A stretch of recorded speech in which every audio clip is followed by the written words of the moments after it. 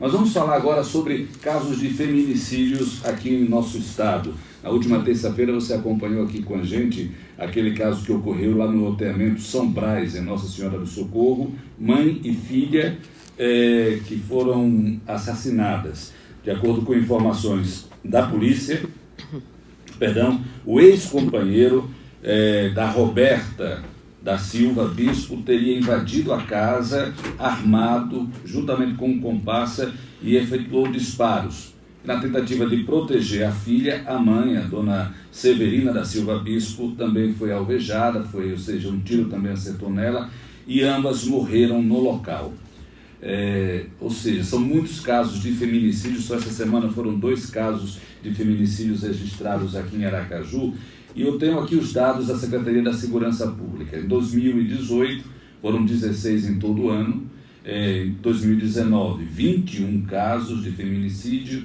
Em 2020, o ano passado, 14, e este ano já 15 casos registrados pela Secretaria da Segurança Pública. Eu estou aqui agora com a doutora Flávia Elaine, é isso, doutora, advogada, criminalista, e ela vai falar sobre esses casos, sobre feminicídio. Primeiro, o que é feminicídio, doutora?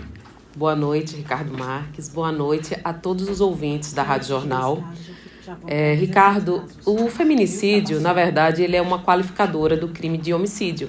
Então, o crime de feminicídio, ele passou a figurar ali no Código Penal, né, como uma qualificadora desde 2015. Mas essa violência contra mulheres, a morte de mulheres, ela sempre existiu. E essa legislação que trouxe essa qualificadora, ela deu visibilidade para essa violência que há tantos anos nós passávamos por ela batido, antes normalizava. Feminicídio, doutora Elaine, está relacionado sempre a um relacionamento entre marido e mulher? Não necessariamente. Claro que o que mais temos visto aqui, sobretudo no estado de Sergipe, que essa morte de mulheres, dentro dessa qualificadora do feminicídio, a maioria das vezes ela está relacionada, sim, a um relacionamento abusivo, a uma violência doméstica, mas, na verdade, o feminicídio é todo crime de morte de mulheres que tenha como dentro do pano de fundo o menosprezo da mulher, o ódio ao gênero. Então tem que ter essas características. Não é qualquer morte de mulheres que nós qualificaremos como feminicídio. Por exemplo, se eu estivesse andando na rua hoje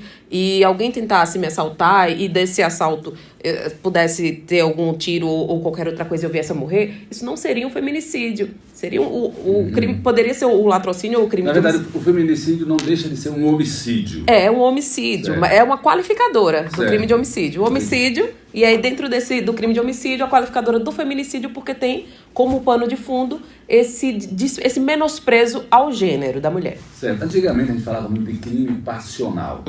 Né?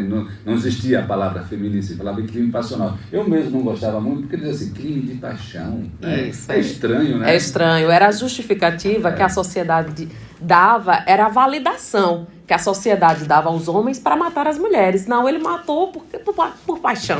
Imagine, que loucura. A mulher, às vezes, geralmente, assim, a gente sabe de casos que a mulher tenta fazer de tudo, né, para não se separar, mas e mesmo sofrendo abusos dentro de casa, violência verbal, violência, até agressão física mesmo. E quando se separa, que parece que a coisa piora, né? E isso daí eu não conseguia trazer na minha concepção, que era algo relacionado à paixão, amor. Não é diferente. Porque não é. Porque não é isso, na verdade, está muito mais ligado à dominação, ao excesso de...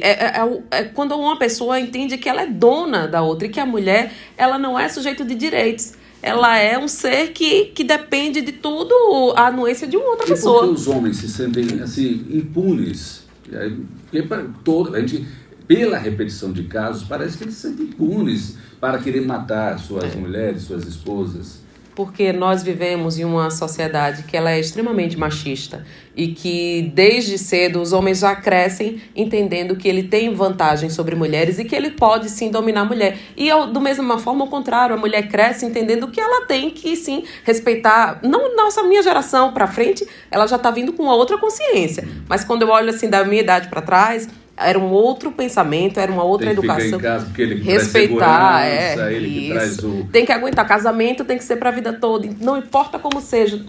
Eu tenho certeza que sua mãe ouviu isso, da família, suas irmãs, parentes. Com certeza elas foram criadas dentro desse contexto de educação. Que o casamento ele tinha que durar, ele tinha que ser eterno. Não sei se a senhora, como advogada, já recebeu muitos casos assim, de que a vítima chega assim, não, mas vou deixar para lá, não quero prosseguir esse caso. Está relacionado a isso, a essa cultura, né?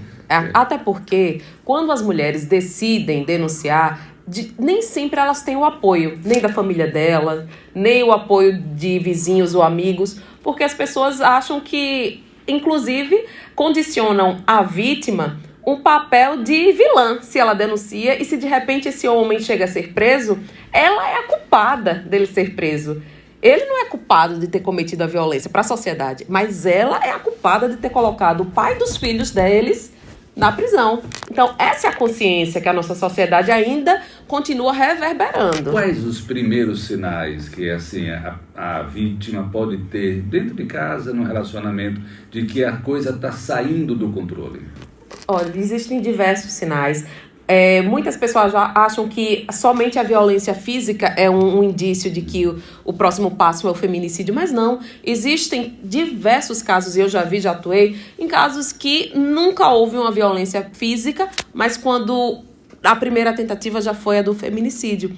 Então, é preciso perceber o comportamento desse seu companheiro, se ele é controlador, se o ciúme dele é excessivo, se ele persegue você, se ele te mantém em cárcere privado, porque isso acontece, te proíbe de ter amigos, se condiciona a sua vida somente às coisas que ele permite. E outra, se começar a atitudes um pouco mais agressivas, xingar, gritar, empurrar, e alguns começam assim, devagarzinho, empurrando, beliscando, puxando o cabelo, de repente vem um tapa, de repente vem uma facada, de repente vem um tiro. Estou conversando aqui com a doutora Flávia Elaine, advogada criminalista, falando sobre feminicídio, aumento de feminicídio. Aqui, na verdade, estamos ampliando esse assunto, falando mais também sobre violência doméstica e o que você pode fazer. Por que, doutora Elaine? Eu quero chamar os ouvintes que queiram participar aqui pelo 3024-7700 ou 919-91200-913. Se por acaso, doutora Elaine, as pessoas dizem muito, briga de marido e mulher, não devemos meter a colher, deixa para lá. Eu, uma vez entrevistando o pessoal da Polícia Militar, eles disseram, olha, quando é briga de marido e mulher, se tiver alguma outra ocorrência, a gente deixa tudo e corre para lá, porque tem que se meter mesmo.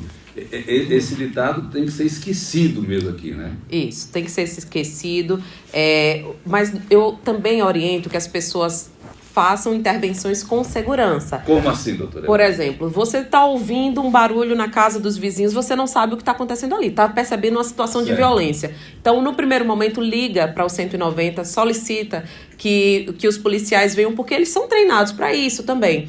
O que nós não podemos é ficar omissos. Agora, tem que verificar, antes de tentar entrar dentro desse contexto, se existe alguém armado, para que a coisa não fique... Você não assumir fazer com cuidado, ter cuidado. Mas ligar para a polícia? Ligar sim e cobrar mesmo que a polícia apareça, porque eu já vi situações de pessoas ligam para o 190 e não conseguem uma viatura imediatamente. Então, tem que ligar e informar da situação beligerante que você está percebendo ali. A informação que a Polícia Militar me deu é que quando alguma coisa relacionada à violência contra a mulher, eles têm prioridade no atendimento, nesse caso aí. Agora, o que as mulheres muito dizem também é o seguinte, mas eu vou fazer o quê? Porque se eu me separar, quem é que vai me proteger, né, dentro de casa?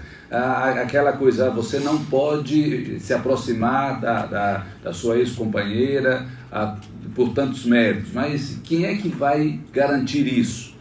Que não vai haver que vai haver o cumprimento, né, desse distanciamento. Olha, é um dos motivos que mais inibem as mulheres de denunciar. porque no fundo elas também não sentem a proteção do Estado. E de fato, o Estado, ele falha muito na proteção das mulheres, porque imagine uma mulher que não tem a menor noção de como é o procedimento em uma delegacia, e muitas vezes ela chega numa delegacia, ela não sabe nem como é.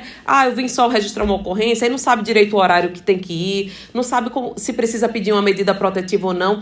Então, se ela não tem uma orientação, muitas vezes ela sai sem nem registrar o boletim, porque ela não sabe expressar o que é a violência. E outra, digo porque como eu tenho muita experiência nessa área, eu percebo que tem mulheres que até quando ela tem o contato com a advogada, ela não consegue dizer tudo o que ela passou no primeiro atendimento. Então, a gente precisa ter uma escutativa, muita paciência e transmitindo essa confiança para ela, para que ela vá até entendendo que o que ela sofreu era uma violência. Que muitas vezes ela romantiza, as mulheres romantizam muito ainda a violência. Muitas perguntam assim, mas se eu sair de casa, se eu deixar meu marido, eu vou perder a guarda dos meus filhos, eu vou perder os direitos que ela tem. Isso, tem muito medo disso, de sair. Ela perde mesmo? Não existe essa história de abandono de lar. Tem homem que fala, se você sair, é abandono de lar, você perde tudo. E não é assim. Você tem que resguardar, sim, a sua integridade física. Então, se tiver em perigo, situação de perigo, saia mesmo de casa, busque a delegacia, a DAGV. Na DAGV eles vão oferecer, se você quer ou não ir para um abrigo.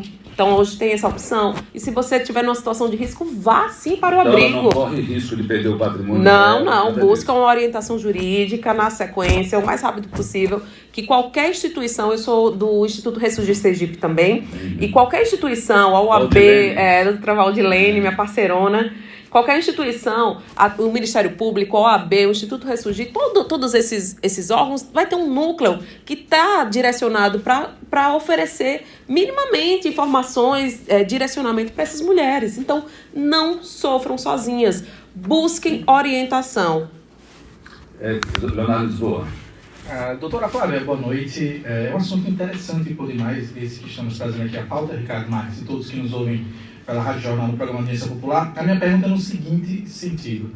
Alguns dados e estudos têm comprovado que, por conta dessa época da pandemia, o número de casos envolvendo feminicídio aumentou por demais, justamente porque muitas das mulheres e os casais acabaram tendo que ocupar o mesmo espaço, casa a casa, e isso teve um aumento significativo no número desses casos. A minha pergunta é, a Lei Maria da Penha e o feminicídio, que é uma tipificação para a mulher dentro do homicídio, são leis que demoraram um pouco ainda para pegar. Essa é a ótica que eu faço sobre essas duas leis. Existe alguma outra lei no horizonte próximo, ou que está sendo observada, que já foi colocada em prática em outro país, que existe um estudo para trazer a nossa jurisdição, para justamente proteger mais ainda a mulher? Olha, o que nós estamos precisando não é de novas legislações, não. A Lei Maria da Penha é uma das 3 melhores leis do mundo. E o que nós precisamos, de fato, é aplicar a aplicabilidade dessas leis. Então, a lei já é maravilhosa. Maravilhosa não, ela tem ainda as lacunas que sempre vai precisar atualizar. Porque o direito, ele acompanha a sociedade. Então, a gente vai sempre estar mexendo um pouquinho aqui. Desde quando essa lei ela foi promulgada até hoje, ela já passou por diversas modificações e vai continuar modificando, porque nós precisamos adaptar a lei para a nossa realidade.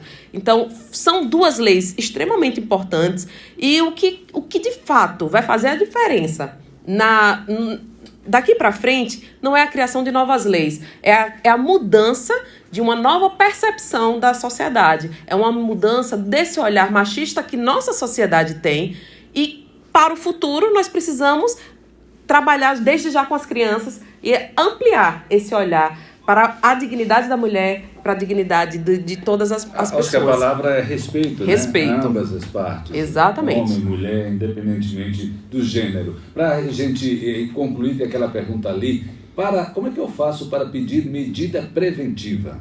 É uma medida protetiva.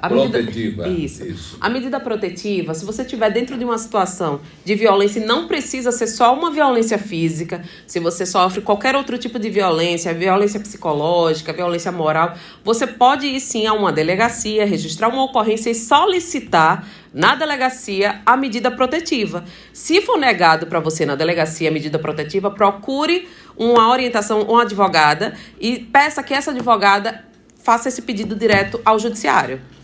Muito bem. Obrigado, doutora Flávia Elaine, pela sua participação e esclarecimentos relacionados a esse tema tão importante, que eu acredito que com informação e orientação a gente diminui os casos. Eu que agradeço e podem contar comigo sempre que for preciso. Tá bom. Boa tarde, boa noite. Boa noite. Agora, 6h25, você está no audiência.